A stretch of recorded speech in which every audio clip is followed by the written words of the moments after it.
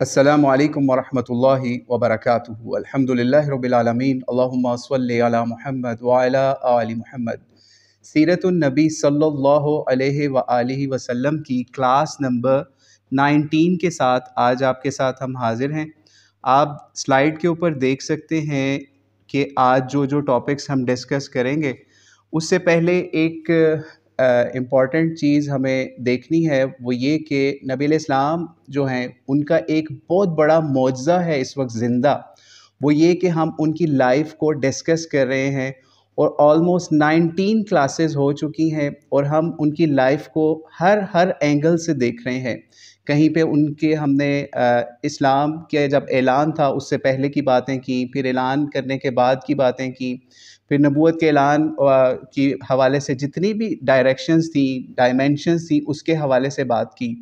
لیکن اگر ہم اس کو دوسرے انبیاء کی طرف دیکھیں یا کمپیئر کریں ان کے حوالے سے، ان کی لائفز کے حوالے سے، تو ہمیں ان کی اتنی ڈیٹیلز نہیں ملتی۔ تو یہ نبی علیہ السلام کا ایک بہت بڑا معجزہ ہے، کیونکہ یہ ختم نبوت کے صدقے میں ہمارے پاس نبی علیہ السلام کی لائف آج پریزرو ہے۔ حالانکہ نبی علیہ السلام نے اپنی لائف کے دوران کسی صحابی کو مقرر نہیں کیا کہ آپ نے میری سیرت لکھنی ہے، میرا ایک لائف کا اینگل نوٹ کرنا ہے، لیکن پھر بھی یہ اللہ تعالیٰ نے یہ کام انسانوں سے لیا، یا کچھ صحابہ سے یا بعد کے لوگوں سے، کہ انہوں نے آپ کی لائف کو ایسے پریزرو کیا کہ چاہے گھر کی لائف ہو، چاہے جنگ کی لائف ہو، چاہے کسی ایون بیڈ روم کی لائف ہو، چاہے ٹریولنگ کی لائف ہو، چاہے نماز کی لائف ہو، حج کی لائف ہو، عمرے کی life who, every portion of نبی علیہ السلام's لائف از پریزروڈ۔ ٹھیک ہے، ان کی زندگی کا ایک پہلو ہمارے پاس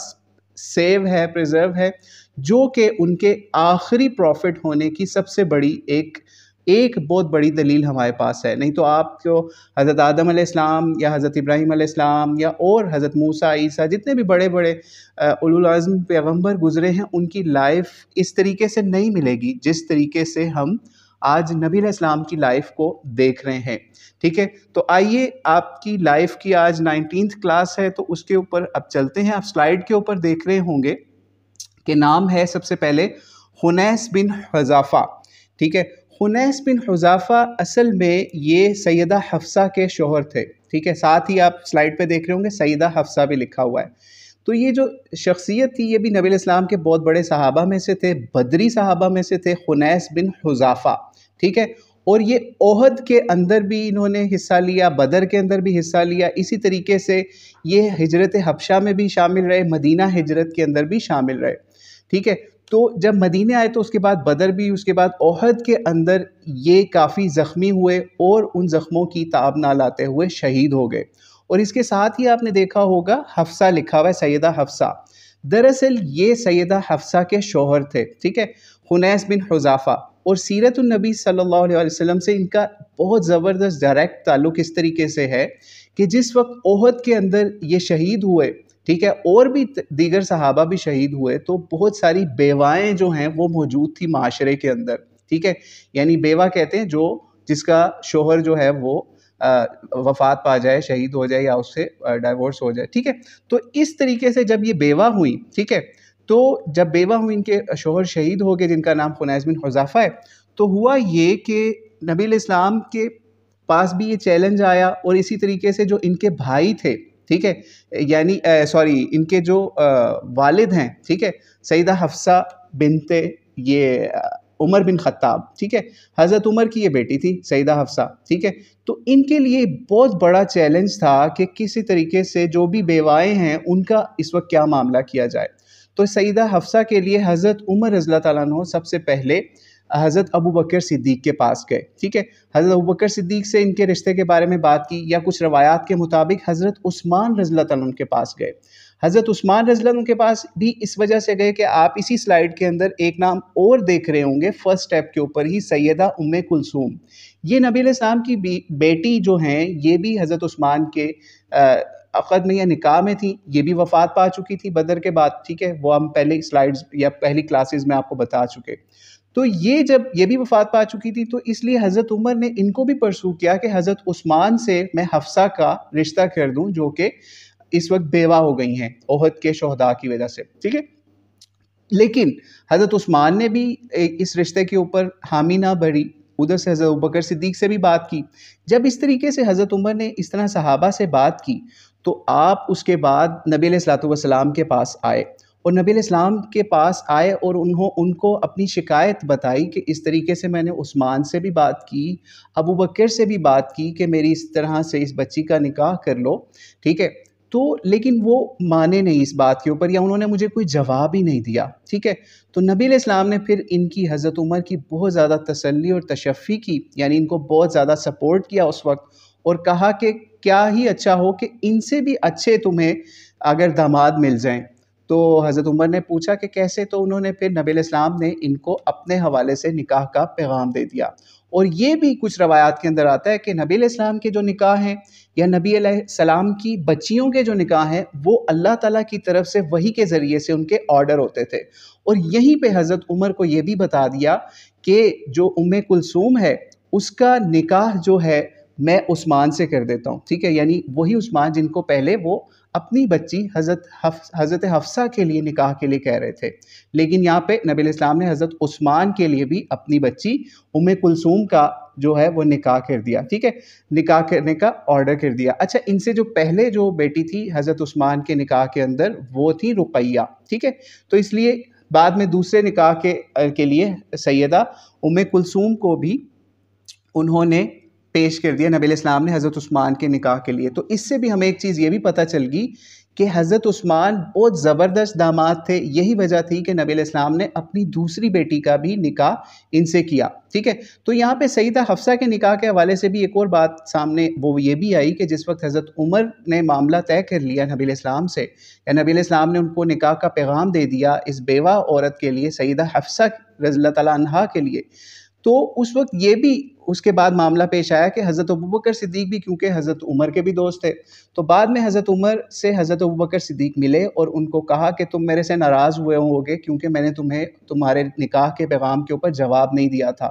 تو میں نے اس وجہ سے جواب نہیں دیا تھا کیونکہ نبی علیہ السلام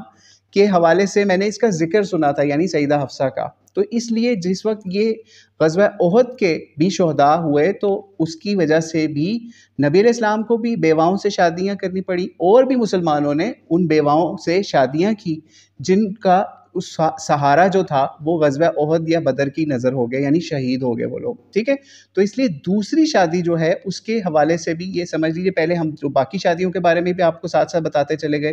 لیکن اس میں بھی آپ یہ سمجھ لیجیے یہ بھی ایک بیوہ تھی اور ان کو سہارے کی ضرورت تھی، اور حضرت عمر رضی اللہ تعالیٰ عنہ ان کے سہارے کے لیے، ان کی شادی کے لیے مختلف در کے اوپر مختلف اپنے دوستوں کے پاس جا رہے تھے کہ میری اس بچی کا نکاح کوئی کر لے۔ تو نبی علیہ السلام جو ہیں آپ کو پتہ ہے رحمت للعالمین ہے، اور انہوں نے ان کی اس مشکل کا بھی حل کیا، اور اس طریقے سے ایک اور بیوہ عورت یعنی سیدہ حفصہ رضی اللہ تعالیٰ عنہا ام المؤمنین یعنی مومنوں کی ماں بن کے نبی علیہ الصلوۃ والسلام کے نکاح میں آ گئیں، ٹھیک ہے۔ اب ہم آگے چلتے ہیں، آگے ایک اور پوائنٹ آپ دیکھ رہے ہوں گے، سیکنڈ پوائنٹ، حضرت حسن و حسین بن علی، ٹھیک ہے۔ یہ حضرت حسن و حسین بن علی یہاں پہ اس وجہ سے یہ پوائنٹس لکھے گئے کیونکہ یہ جو ہجرت کا تیسرا سال اس وقت ہم ڈسکس کر رہے ہیں، تیسرے سے چوتھے سال کے دوران، یعنی 3rd to 4th year of ہجرہ، یعنی نبی علیہ السلام نے جب مدینہ ہجرت کی تو اس کے تیسرے سے چوتھے سال کے واقعات اس وقت ہم ڈسکس کر رہے ہیں، اور ان کا نبی علیہ السلام سے ریلیشن شپ بتا رہے ہیں آپ کو، ٹھیک ہے۔ تو ہوا یہ کہ جو آپ کی بیٹی تھی یعنی سیدہ فاطمہ رضی اللہ تعالیٰ عنہا، ان کی حضرت علی سے شادی ہوئی تھی جس کا ہم پہلے بھی ذکر کر چکے، تو ان کے گھر پہ حضرت علی اور فاطمہ کے گھر پہ سب سے پہلا بچہ حسن کے پیدا ہوا۔ جب یہ بچہ پیدا ہوا، ٹھیک ہے، یہ 3 ہجری کی بات ہے، 15 رمضان کو بتائی جاتی ہے اکثر ہسٹورینز کی طرف سے، یہ تاریخ پیدائش 15 رمضان 3 ہجری کو حضرت حسن پہلے بچے کی پیدائش ہوتی ہے نکاح کے بعد حضرت علی کے گھر پہ۔ تو یہ جب بچہ پیدا ہوتا ہے تو نبی علیہ السلام کو بتایا جاتا ہے کہ اس طرح سے بچہ پیدا ہوا ہے ان کے بیٹی کے گھر اور ان کے داماد کے گھر، تو نبی علیہ السلام حضرت علی کو بلاتے ہیں اور ان سے پوچھتے ہیں کہ اس کا نام کیا رکھا ہے۔ تو کچھ روایات کے مطابق انہوں نے ان کا نام اپنے چچا کے نام پہ حمزہ رکھا یا جعفر رکھا، اور کچھ کے مطابق حرب رکھا، حرب کا مطلب ہے جنگجو یا جنگوں میں جانے والا۔ تو جب حسن کے بارے میں یہ نبی علیہ السلام نے نام سنا کہ یہ کیا نام رکھا ہے، حرب یا اور کوئی نام، تو نبی علیہ السلام نے کہا نہیں، ان کا نام حسن ہوگا، ٹھیک ہے۔ اور یہ بھی آیا اس وقت سامنے، یہ بات بھی سامنے آئی احادیث یا روایات کے اندر کہ یہ جو نام ہے حسن، یہ اللہ تعالیٰ نے اسپیشل اس بچے کے لیے سنبھال کے رکھا تھا۔ اس حسن سے پہلے دنیا میں کوئی اور نام جو ہے کسی بچے کا نام حسن یعنی حاسین اور نون سے نہیں رکھا گیا ہوا تھا، ٹھیک ہے؟ تو یہ نبی علیہ السلام نے اسپیشلی پھر ان کا نام حسن رکھا، اور جو ان کی اسپیشلٹی ہے حضرت حسن کے حوالے سے بھی کہ ان کا نام نبی علیہ السلام نے وہ رکھا جو پہلے کسی نے نہیں رکھا ہوا تھا۔ اور یہ آپ سوچ لیجئے کہ یہ بات قرآن پاک میں بھی ایک نبی کے حوالے سے بھی ملتی ہے، ٹھیک ہے، کہ جب اللہ تعالیٰ نے ان کا نام بھی ایسا چوز کیا جو اس سے پہلے کسی نے نہیں رکھا ہوا تھا، غالباً وہ حضرت یحییٰ علیہ السلام تھے، ٹھیک ہے؟ تو یہ حضرت حسن کا نام رکھا گیا۔ پھر اسی طریقے سے جب اگلا سال آیا 3 ہجری کے بعد اگلے سال ویری نیکسٹ ایئر پھر حضرت ایک اور بچے کی پیدائش ہوتی ہے انہی کے گھر پہ، جن کا نام بھی آپ سلائیڈ پہ بھی دیکھ چکے، حضرت حسین۔ ان کا نام بھی جب رکھنے کی باری آئی تو اس وقت بھی نبی علیہ السلام نے حضرت علی سے پوچھا، اس طرح پتہ چلا بچہ پیدا ہوا ہے، تو نبی علیہ السلام نے پوچھا تو پھر ان کو بتایا گیا کہ میں نے ان کا نام جو ہے اپنے چچا کے نام کے اوپر جعفر رکھا ہے، یا پھر حرب رکھنے کی کوشش کی حضرت علی نے ان کا نام، تو نبی علیہ السلام نے پھر ان کو ان کا نام بھی بتایا کہ ان کا نام حسین ہوگا، اور یہ دونوں نام اللہ تعالیٰ نے اسپیشل ان کے لیے رکھے ہوئے تھے، اور یہ پھر نبی علیہ السلام نے ان کا نام بھی چینج کروا کے حسین رکھ دیا۔ اور ان کے حوالے سے یہ بھی معاملات بھی مشہور ہیں کہ پھر اللہ کے نبی صلی اللہ علیہ وسلم نے ان کو گڑتی بھی دی، ٹھیک ہے، جس کو تحنیک بھی کہتے ہیں، وہ بھی دی، یعنی کھجور چبا کے زمزم میں یا اپنے لعاب کے ساتھ کھجور کو چبا کر فل میش کر کے اس کا تھوڑا سا جو ہے حصہ وہ بچے کے تالو پہ چپکایا جاتا تھا، ٹھیک ہے، یہ عربوں کا رواج تھا، اور اس کو نبی علیہ السلام نے باقی بھی رکھا۔ اور پھر اسی طریقے سے ان کے عقیقے کے بارے میں بھی ان دونوں بچوں کے حوالے سے آتا ہے، پھر ان کے عقیقے بھی کیے گئے، یعنی یہ نہیں کیا گیا اس کو پرولونگ کیا گیا۔ اس میں ایک معاملہ اور سمجھ لیجئے یہاں عقیقے کے حوالے سے کہ حضرت حسن جب پیدا ہوئے تو ان کا بھی عقیقہ کیا گیا، یعنی روایات کے اندر ملتا ہے کہ کچھ میں ملتا ہے 1 بکرا کیا، کچھ میں 2،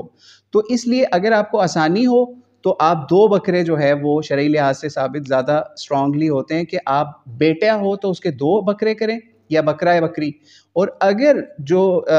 بیٹی ہو تو اس کا 1 جانور کریں۔ لیکن کچھ روایات کے مطابق حضرت حسن جو ہیں ہسٹورینز نے یا سیرت نگاروں نے 1 بھی لکھا ہے، تو اس لیے اگر کسی کے پاس استطاعت اس وقت نہیں ہے اور 1 ہی جانور کی ہے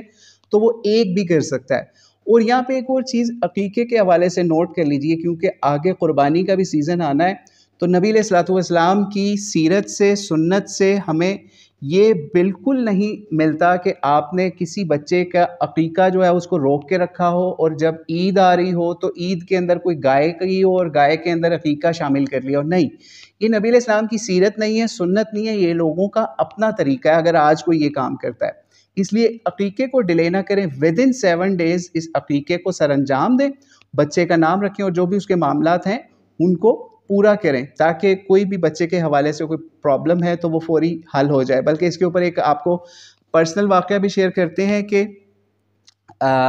ایک پرسنل واقعہ بھی اس کے اوپر آپ کو شیئر کرتے ہیں۔ آپ کو کوئی بھی کویسچن ہو وہ آپ نوٹ کر لیں، آپ کلاس کے اینڈ میں کویسچن کر سکتے ہیں، ٹھیک ہے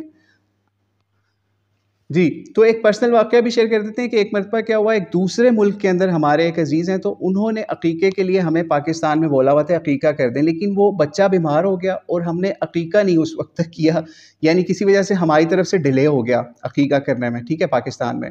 تو انہوں نے فون کر کے پوچھا کہ عقیقہ نہیں ہوا، آپ کریں یار۔ تو آپ یقین کریں ہم نے عقیقہ ایک دفعہ جب کر دیا، ان کو بتایا بھی نہیں، تو ان کا اچانک کال آئی کہ بچہ بہت صحت مند اور یا بالکل نارمل اس وقت جو ہے اس کی کنڈیشن ہوگی ہے بیماری سے، تو کیا ہوا، آپ نے عقیقہ تو نہیں کر دیا؟ ہم نے ان کو بتایا نہیں، ہم نے کہا ہاں بالکل عقیقہ کر دیا۔ تو اس سے یہ بھی پریکٹیکلی پتہ چلتا ہے کہ جب ہم عقیقہ کرتے ہیں تو بہت ساری ایسی چیزیں ہیں، بیماریاں ہیں، بلائیں ہیں، وہ بچے کے اوپر سے جھڑ جاتی ہیں، ٹھیک ہے۔ تو یہ بھی ایک صدقے کی قسم ہوتی ہے، تو اس کو جو ہے وہ قربانی کے ساتھ مکس نہ کیا جائے، جس طریقے سے ہمارے انڈیا پاکستان کے اندر یہ رواج بنتا جا رہا ہے کہ اگر کوئی بچہ پیدا ہوتا ہے تو اس کا عقیقہ فوری نہیں کرتے، ودن 7 days نہیں کرتے، اس کو ڈیلے کرتے رہتے ہیں اور عید کے اوپر اس کو لے جاتے ہیں، ٹھیک ہے۔ اس حوالے سے بڑی احتیاط کی ضرورت ہے، کیونکہ نبی علیہ السلام کی سیرت اور سنت سے یہ بات ثابت نہیں ہے، تو اس لیے کوشش کریں بچے کا نام بھی رکھیں ٹائملی، اور اس کے ساتھ ساتھ عقیقہ بھی اس کا ٹائملی کر دیں، ٹھیک ہے۔ اپنے جو آپ کے مائکس ہیں ان کو میوٹ رکھیں، اگر کسی کو کویسچن ہو وہ نوٹ کر لیں اور اینڈ میں کلاس کے کر لیجئے۔ ٹھیک ہے. تو یہ حضرت حسن و حسین جو ہیں ان سے نبی علیہ الصلوۃ والسلام بھی بہت زیادہ پیار کیا کرتے تھے، اتنا پیار کیا کرتے تھے کہ اگر یہ دو بچے سیرت النبی صلی اللہ علیہ وسلم کے ہمیں اندر نظر نہ آئے تو آپ یقین جانیں کہ مسجدوں کے اندر بچوں کو برداشت کرنا مشکل ہو جائے. یعنی پریکٹیکلی نبی علیہ السلام نے یہ چیز کر کے دکھائی کہ جس وقت نبی علیہ السلام خطبہ دے رہے ہوتے کئی دفعہ، تو اگر ان میں سے کوئی بچہ چلتا ہوا آ رہا ہوتا اور وہ لڑکھڑا کے، کیونکہ بچے ہوتے تھے چھوٹے تو ان کو چلنے میں مشکل ہوتی، تو نبی علیہ السلام خطبہ چھوڑ کے ان بچوں کو اٹھا لیا کرتے تھے اور اپنی گود میں بھی بٹھایا کرتے تھے. اور کئی دفعہ ایسا بھی ہوتا تھا کہ ایک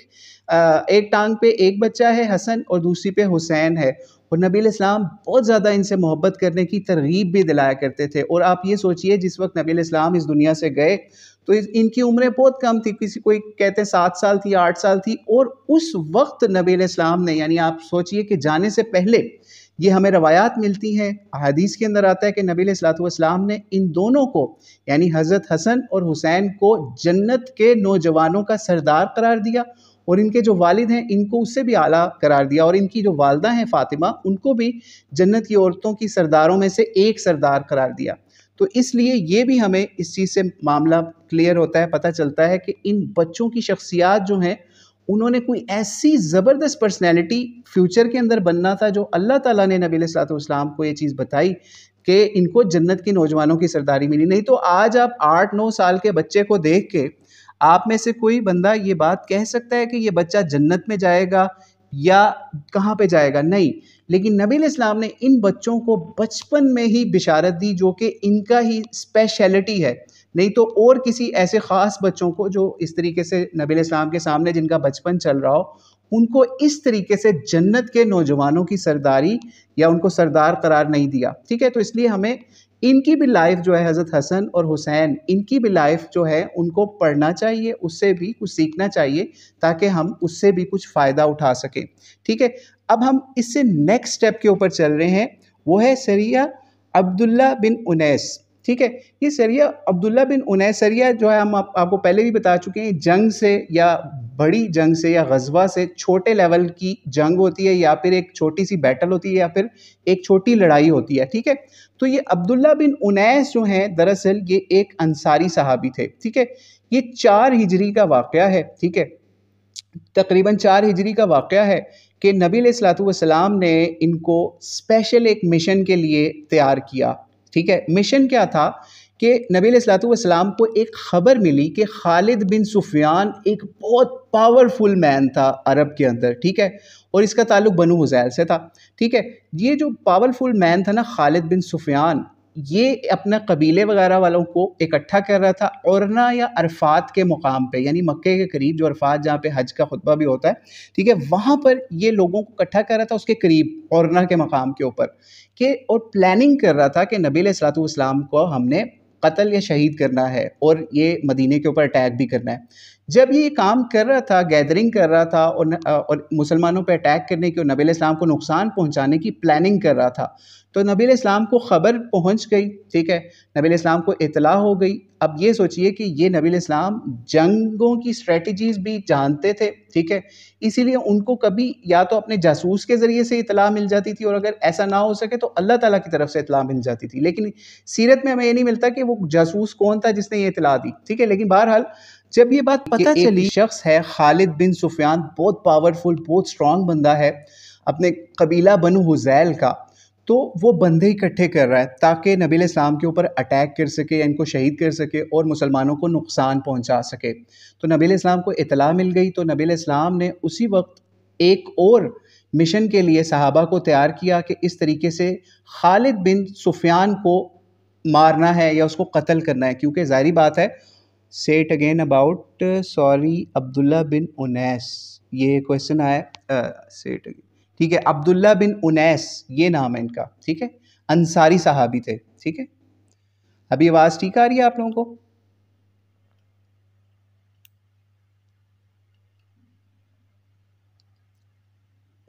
ٹھیک ہے. تو یہ عبداللہ بن انیس جو صحابی تھے نا، ہم 3rd پوائنٹ کے اوپر ہیں اس وقت، تو ان کے نام کے اوپر اس جنگ کا نام اس وجہ سے رکھا گیا کیونکہ ان کو اسپیشل ذمہ داری دی گئی نبی علیہ الصلوۃ والسلام کی طرف سے کہ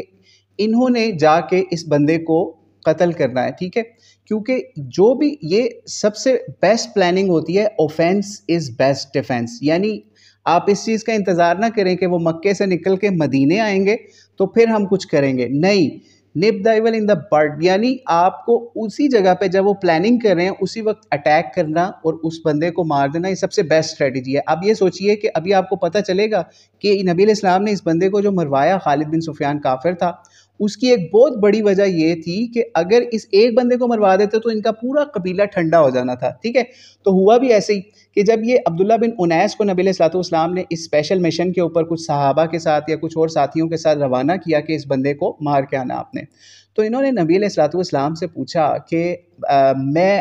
بہت اسٹرانگ بندہ ہوں، عبداللہ بن انیس نے اپنے اسٹرانگ ہونے کا بھی کہا، ٹھیک ہے،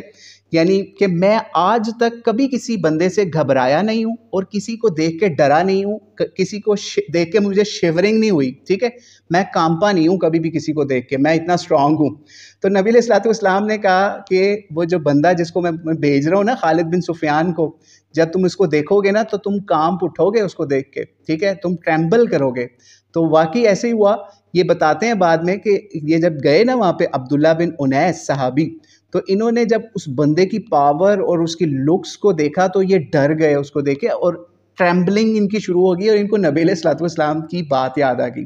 یعنی آپ یہ سوچئے نبی علیہ السلام کو پتا تھا کتنا پاورفل بندہ ہے اور کس طریقے سے وہ لوگوں کو گیدر کر رہا ہے مکے میں مدینے کے اوپر اٹیک کرنے کے لیے۔ خیر انہوں نے جا کے اس کو کہا کہ انہوں نے بھی بڑی اسٹریٹجیکلی وہاں پہ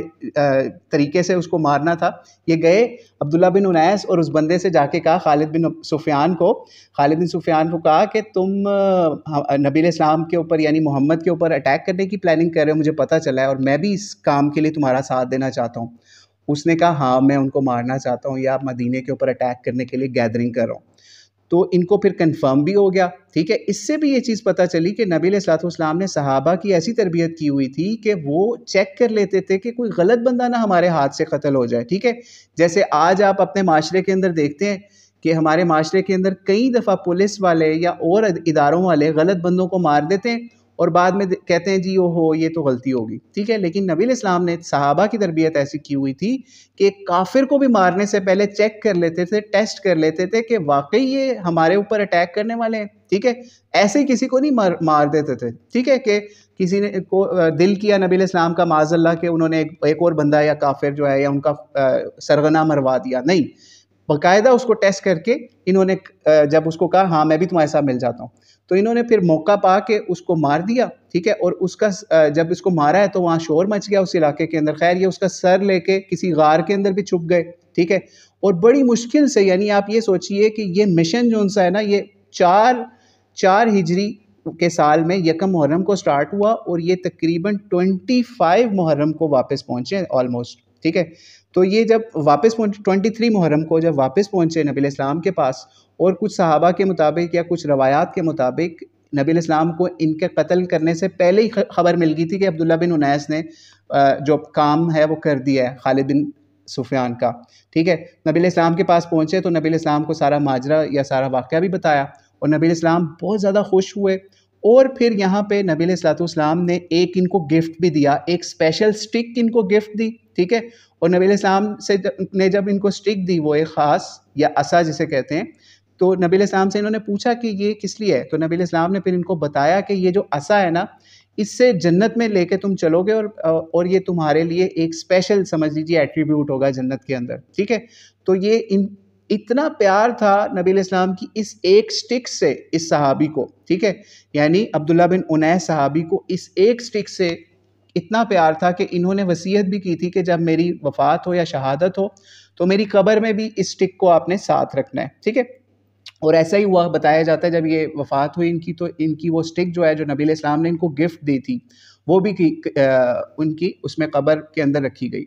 اس سے ہمیں ایک چیز اور بھی یہاں پہ سیرت سے سیکھنے کی یا سمجھنے کی ضرورت ہے کہ گفٹ جو ہوتا ہے نا، ٹھیک ہے، یہ تو نبی علیہ السلام نے ان کو گفٹ دیا، لیکن آج ہمارے لیے کیا ہے؟ مثال ہے، اگر آج آپ کسی کو اس طرح ظاہری طور پہ کوئی اس کی اہمیت نہ ہو گفٹ کی، لیٹ سے کوئی بچہ نماز پڑھتا ہے یا اس کو آپ کہتے ہیں کہ 5 وقت کی نماز پڑھو گے تو میں تمہیں ایک گفٹ دوں گا، ٹھیک ہے،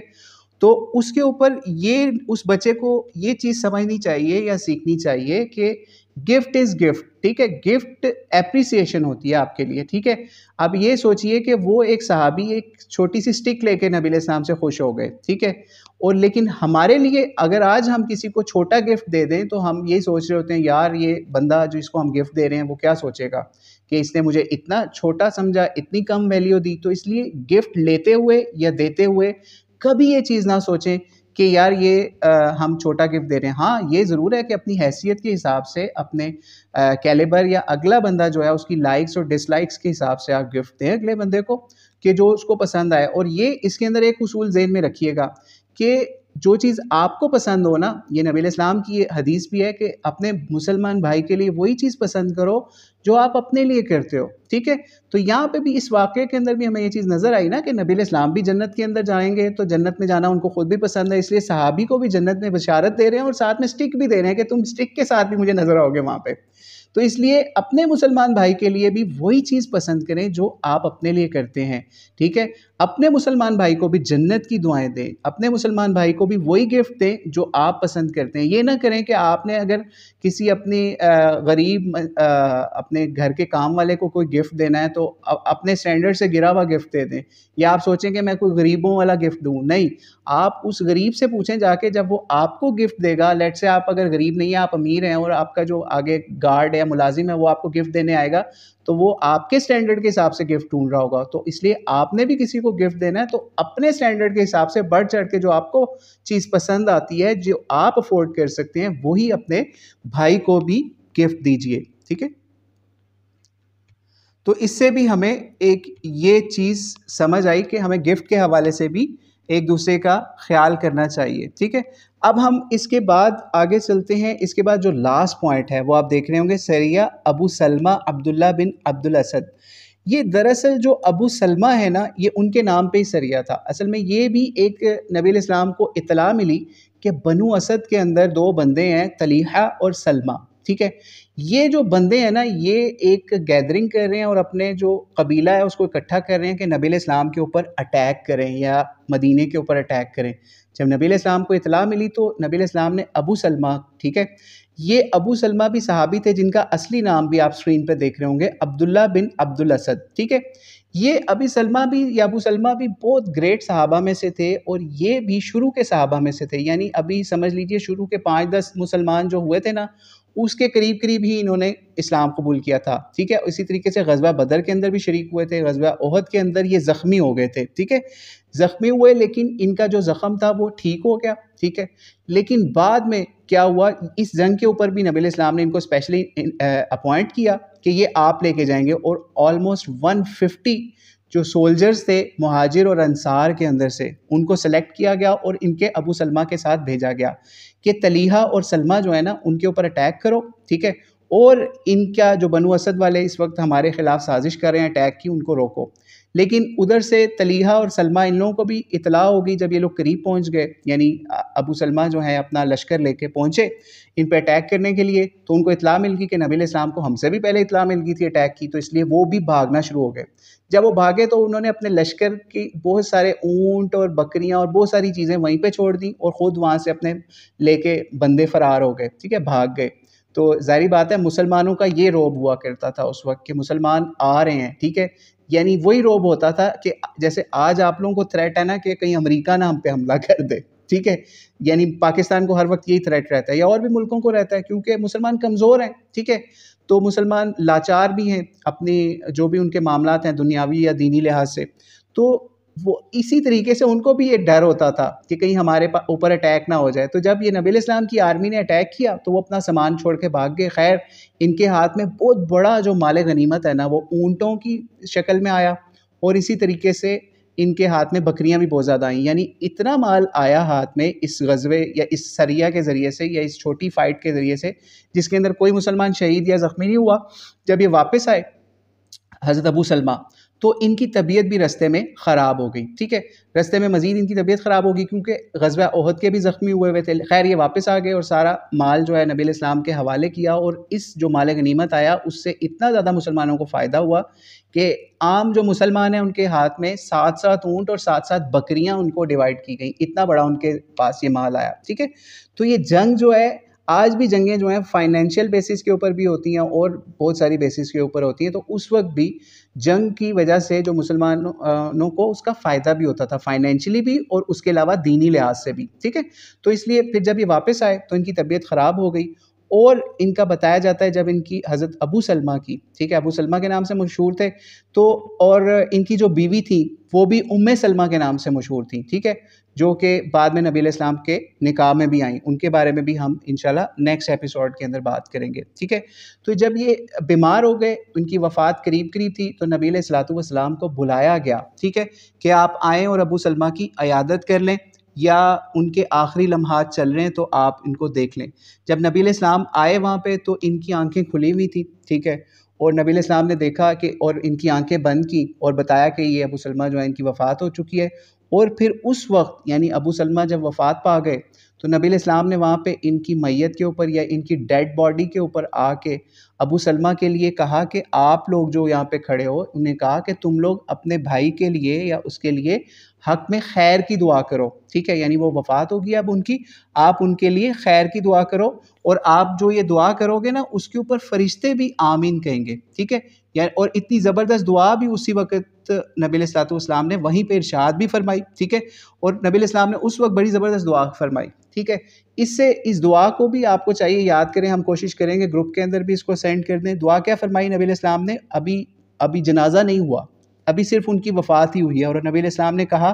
اللہم اغفر لی ابی سلمہ ورفع درجته فی المہدیین واخلفہ فی عقبہ فی الغابرین واغفر لنا ولہ یا رب العالمین اللہم افسح فی قبرہ ونور لہ فیہ. یعنی اس کا ترجمہ کچھ یوں ہے، اگر آپ کو اپنی زبان میں نہ بھی ہو یاد، تو جب کوئی بندہ وفات ہو جائے اور آپ اس کے جنازے کے اوپر جائیں تو اس دعا کو ضرور پڑھیں. اور غالباً ہم ایک دفعہ ایک جنازے پہ گئے تو وہاں پہ بھی کسی نے، ابھی جنازہ نہیں ہوا تھا لیکن جو لوگ بیٹھے ہوتے ہیں وہاں پہ ان کو یہ دعائیں پرنٹ کرا کے بھی کسی نے دی ہوئی تھی، ٹھیک ہے. تو غالباً یہی ایک دعا تھی. اس کا ترجمہ کچھ یوں تھا کہ اے اللہ، نبی علیہ السلام نے ابو سلمہ کے لیے دعا کیا کی، اے اللہ ابو سلمہ کی مغفرت فرما اور ہدایت یافتہ لوگوں میں ان کے درجات بلند فرما، اور ان کے بعد باقی رہ جانے والوں میں تو اس کا خلیفہ بن جا، اور اے رب العالمین تو اس کی اور ہماری مغفرت فرما. یا اللہ اس کی قبر کو کشادہ کر اور اس کے لیے اس کو یعنی قبر کو روشن فرما.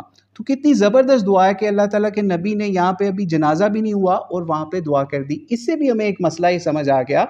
کہ جب بھی آپ جنازے پہ جائیں نا تو لوگ وہاں پہ آج کل آپ آبزرو کیجئے گا، وہاں پہ ایسے خاموش ہو کے بیٹھے ہوتے ہیں یا اپنی دنیا کے بارے میں ڈسکس کر رہے ہوتے ہیں. ہاں جی بھائی آپ کے کاروبار کا کیا حال ہے، آپ کی ایجوکیشن، آپ کیا کر رہے ہو، کہاں ہو. یہ چیزیں منع نہیں ہیں، لیکن آپ جب وہاں گئے ہیں تو نبی علیہ السلام کی سیرت سے ہمیں ابھی یہ سبق ملا کہ آپ نے جا کے اس کے لیے دعائیں کرنی ہیں، ٹھیک ہے. آپ گئے ہو وہاں اپنی بزنس گیدرنگ کے لیے نہیں گئے، ٹھیک ہے، آپ وہاں پہ اس کے لیے دعائیں کرنے کے لیے گئے ہو. جنازہ تو جب ہوگا اس کی تدفین کے ٹائم پہ یا اس سے پہلے تو اس وقت اور دعائیں ہوں گی، ٹھیک ہے. لیکن ابھی آپ نے یہ نہیں کرنا کہ وہاں پہ جا کے صرف بیٹھیں اور پانی شربت ٹھنڈے میٹھے پئیں اور وہاں پہ بیٹھے رہیں، انجوائے کریں، یا پھر وہاں پہ سو جائیں، یا اس طرح سے ان کا ہاتھ بھی بٹائیں اس معاملے کے اندر، اور ان کے لیے صبر کی بھی ان کو تلقین کریں، اور ان کو اس دعا کی طرف بھی راغب کریں کہ نبی علیہ السلام نے اس طرح اپنے صحابہ کے اوپر بھی اس طرح کی دعائیں پڑھی ہیں. آپ کو نہیں یاد، سمپلی آپ سمپل دعا کر لیں کہ اللہ اس بندے کی مغفرت فرما، یا اللہ اس کی قبر کو منور کر، یا اللہ اس کے آخرت میں درجات بلند کر. کتنا مشکل کام ہے یہ 2-3 جملے کہنا، کوئی مشکل کام نہیں ہے. لیکن آپ دیکھیں گے جنازوں کے اوپر جائیں گے، لوگ خاموش ہوتے ہیں،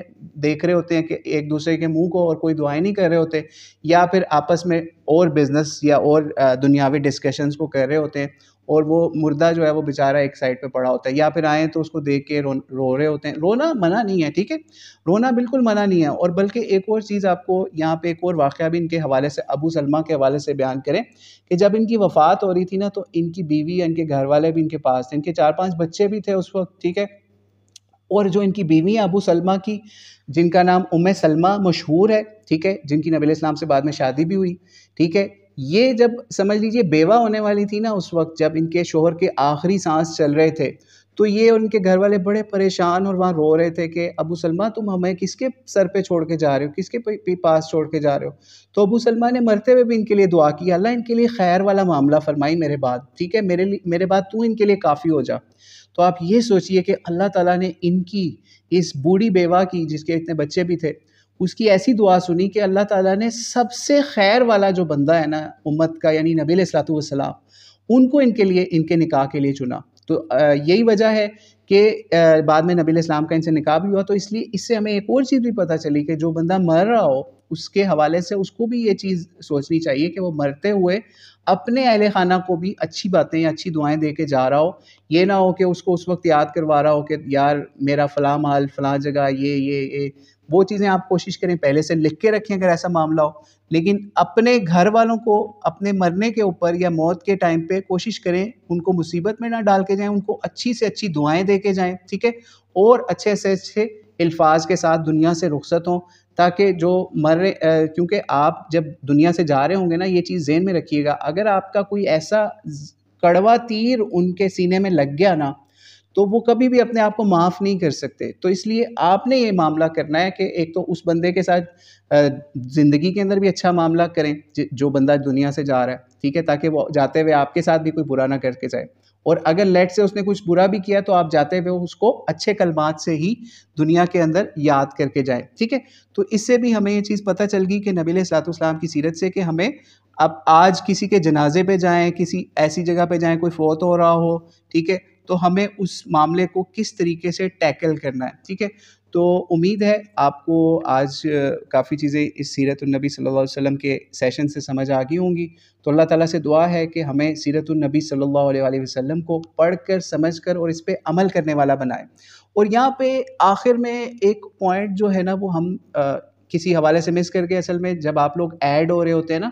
تو اس وقت کئی پوائنٹس ہوتے ہیں وہ مس ہو جاتے ہیں. تو اس لیے کوشش کیا کریں سٹارٹنگ کے اندر ہی آپ لوگ آ جائیں،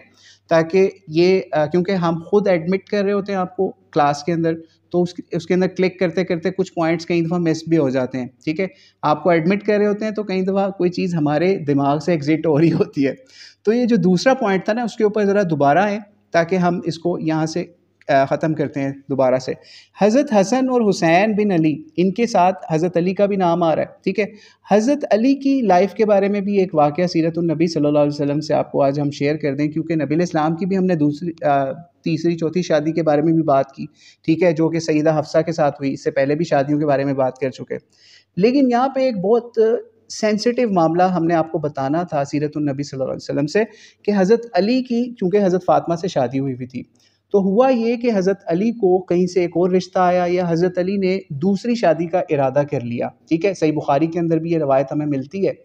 تو اس میں کیا ہوا، جب حضرت علی نے ارادہ کر لیا تو سیدہ فاطمہ رضی اللہ تعالیٰ عنہا کو بہت دکھ پہنچا یا رنج پہنچا، اور یہ بات نبی علیہ الصلوۃ والسلام تک بھی پہنچ گئی. اور وہ اصل میں جو عورت تھی نا جس سے حضرت علی نے نکاح کا ارادہ کر لیا تھا یا اس طرف جانے کا سوچا تھا، وہ تھی ابو جہل کی بیٹی، ٹھیک ہے. ابو جہل کی رشتہ دار تھی یا بیٹی تھی جس کا نام جمیلہ تھا، ٹھیک ہے. حالانکہ وہ مسلمان ہو چکی تھی اس وقت، لیکن نبی علیہ السلام کو جب یہ بات پتہ چلی تو نبی علیہ الصلوۃ والسلام فوراً ممبر کے اوپر آئے، ٹھیک ہے، مدینے کے اندر ممبر کے اوپر آئے. اور سیدہ فاطمہ بھی غمگین تھی. تو نبی علیہ الصلوۃ والسلام نے کہا کہ میں کسی حلال کو حرام اور حرام کو حلال نہیں کر سکتا، یعنی اشارہ کیا کہ دوسری شادی حرام نہیں ہے، ٹھیک ہے، لیکن میں پسند نہیں کرتا کہ میرے دشمن کی بیٹی یعنی ابو جہل کی بیٹی، ٹھیک ہے. ابو جہل اسلام کا بہت بڑا دشمن تھا، ٹھیک ہے، اس امت کا فرعون کہا گیا ہے ابو جہل کو، ٹھیک ہے. تو اس کی بیٹی میری بیٹی کے ساتھ جمع ہو جائے، یعنی اس کی سوکن بن کے یا اس کی سیکنڈ بن کے آ جائے. لیکن میں حلال کو حرام نہیں کرتا، لیکن مجھے یہ بھی پسند نہیں ہے کہ میں میری بیٹی جو ہے فاطمہ، اس کو یہاں تک کہا کہ یہ میرے جگر کا ٹکڑا یا میری باڈی کا پارٹ ہے، تو میں اس کو ناراض ہوتا ہوا بھی نہیں دیکھ سکتا، ٹھیک ہے. تو اس سے ہمیں یہ چیز پتہ چلی کہ دوسری شادی جو ہے وہ حرام کام نہیں ہے، ٹھیک ہے. لیکن اگر آپ کی فیملی کے اندر کچھ ایسے بڑے بڑے پرابلم بننے کی وجہ یہ بن سکتی ہے دوسری شادی، لائک آپ کی پہلی بیوی جو ہے وہ جنت کی عورتوں کی سردار کی طرح کی اس کی سیرت ہے، ٹھیک ہے، اور اس کو جس عورت سے آپ شادی کرنے لگے ہیں اور وہ بڑی عجیب سی عورت ہے یا اس کا کسی ایسے خاندان سے تعلق ہے جس نے دین کا جس کو الف بے کا نہیں پتا، ٹھیک ہے، اور کوئی ایسا معاملہ بھی نہیں ہے کہ وہ کوئی بیواؤں میں معاملہ ہو گیا یا اس کا کوئی والی وارث نہیں ہے، اس کا قبیلہ نہیں ہے یا اس کے ساتھ کوئی معاملہ، وہ ایسا معاملہ بھی نہیں ہے. تو اگر آج آپ کو کوئی دوسری شادی کرنی ہے تو بڑا سوچ سمجھ کے اپنے معاشرے کے اندر کرنی ہے. اور فوری نبی علیہ الصلوۃ والسلام کی اس سیرت کے اس پارٹ کو ذہن میں لے کے آنا ہے کہ جس طریقے سے نبی علیہ الصلوۃ والسلام کو بینگ اے فادر آف بی بی فاطمہ تکلیف ہوئی تھی نا، اگر کسی اور کی بیٹی کو بھی کسی کے دوسری شادی کے کرنے سے تکلیف ہو رہی ہے یا ایسا معاملہ ہو رہا ہے، تو آپ کو فوری اس کے اوپر سیکنڈ تھاٹس آنی چاہیے کہ کیا معاملہ ہے جس کی وجہ سے ان کو اس شادی کے اوپر تکلیف ہو رہی ہے، ٹھیک ہے؟ تو اس لیے اس کی وجہ یہ بھی ہے کہ قرآن پاک نے بھی اس کے اوپر حکم لگایا کہ اگر آپ انصاف نہیں کر سکتے تو آپ نے دوسری شادی کی آپ کو اجازت نہیں ہے، قرآن نے اس چیز کا آپ کو حکم دے دیا ہے۔ تو اس لیے آپ کو بھی اگر دوسری شادی والا معاملہ پیش آتا ہے تو آپ کو بھی نبی علیہ السلام کی سیرت کے اس پہلو کو دیکھنا ہے کہ کیا جو پہلی بیوی ہے وہ کیسی ہے، ٹھیک ہے؟ پھر اس کے علاوہ کیا جس دوسری بیوی سے آپ شادی کرنے دوسری عورت سے شادی کرنے کی پلاننگ کر رہے ہیں اس کا خاندان کیسا ہے، ٹھیک ہے؟ کہیں اس کے ذریعے سے آپ کے خاندان کے اندر کوئی ایمان کے حوالے سے، کوئی اسلام کے حوالے سے کوئی پرابلم آنے کا تو خدشہ نہیں ہے، ٹھیک ہے؟ یعنی آپ دیکھیے نا کہ وہ امت کا فرعون تھا ابو جہل، تو اگر اس کے خاندان سے آپ کا ریلیشن شپ شروع ہو جاتا ہے تو بہت بڑا خطرہ ہے کہ کہیں وہاں سے کوئی پرابلمز نہ ایسے آنے شروع ہو جائیں۔ اس خاندان کے اندر ابھی بھی بہت سارے لوگ کافر بھی تھے، ٹھیک ہے، حالانکہ یہ عورت مسلمان ہو چکی تھی۔ تو حضرت علی نے کیا کیا، حضرت علی بھی پھر علی تھے، بہت گریٹ شخصیت تھے، اور نبی علیہ السلام کی بات کے اوپر ناراضگی کے اوپر وہ کیسے کیا کرتے، انہوں نے حضرت فاطمہ کی پوری لائف کے اندر اس کے بعد کوئی دوسرا نکاح نہیں کیا، پھر حضرت فاطمہ کی وفات کے بعد ہی جو بھی نکاح ملتے ہیں وہ اس کے بعد ہی ہوئے۔ تو اس لیے سیرت النبی صلی اللہ علیہ وسلم کا سوچا کہ یہ پہلو بھی آپ کے سامنے رکھ دیں کہ ہمیں دوسری شادی کرتے ہوئے بھی بہت احتیاط، سمجھ بوجھ کے ساتھ یہ فیصلہ کرنا ہوتا ہے۔ تو اللہ تعالیٰ سے دعا ہے کہ اللہ تعالیٰ ہماری تمام ماؤں، بہنوں، بیٹیوں، بیویوں سب کی جو ہے وہ خیر و عافیت والا ان کے لیے معاملہ فرمائے، اور ان کو بھی یہ اللہ تعالیٰ سمجھ دے کہ اگر کوئی کسی بیوہ کو سہارا دینا ہے، کسی غریب مسکین کو سہارا دینا ہے، یتیموں کو سہارا دینے کے لیے کوئی مسلمان اگر دوسری شادی کرنے کا ارادہ کسی حوالے سے کر لیتا ہے تو ان کو پھر دین کے حوالے سے دیکھنا پڑے گا، نہ کہ یہ کام کریں کہ وہ فوری اس کے اوپر تماشا شروع کر دیں، لڑائی شروع کر دیں، یا یہ کہہ دیں کہ مجھے چھوڑو گے تو پھر ہی کر سکتے ہو شادی۔ تو بلکہ ایک حدیث کے اندر ہے، ہم یہ بات حدیث سنا کے ختم کر دیتے ہیں کہ ایک حدیث کے اندر بھی آیا ہے، اس کا مفہوم کچھ یوں ہے کہ ایسی عورتوں کو بہت برا کہا گیا حدیث کے اندر کہ جو یہ مطالبہ کریں کہ اگر فلاں کو طلاق دو یا فلاں کو چھوڑو تو پھر مجھ سے تمہارا نکاح ہو سکتا ہے، یعنی ایسی کنڈیشنز رکھنے سے اوپر بھی نکاح کے حوالے سے منع فرمایا گیا ہے۔ تو اللہ تعالیٰ سے دعا ہے کہ اللہ تعالیٰ ہمارے خاندانوں کے اندر خوشیاں، برکتیں اور عافیتیں نصیب فرمائے، اور ہمیں نبی علیہ الصلوۃ والسلام کی سیرت کے اوپر چلنے والا، چلانے والا اور اسے سیکھنے اور پڑھنے والا بنائے۔ واللہ اعلم بالصواب۔ السلام علیکم ورحمۃ اللہ وبرکاتہ۔